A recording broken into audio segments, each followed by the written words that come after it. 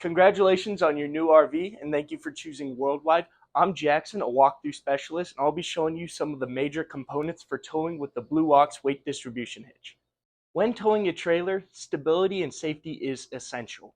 Swaying can occur a variety of ways, including wind gusts, passerby RVs, and just a simple rock on the road. That's where the Blue Ox weight distribution comes in, with a brand new technology able to minimize and almost completely eliminate trailer sway.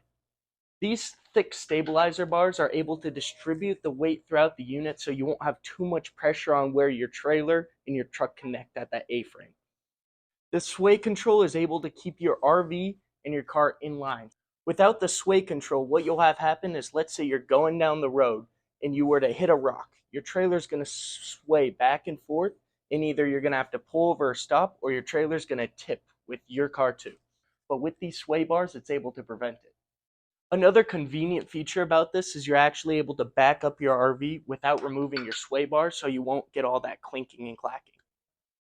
I hope you gained some knowledge from this video. If you have any more questions, make sure to call me or send me an email and I'll get back to you right away.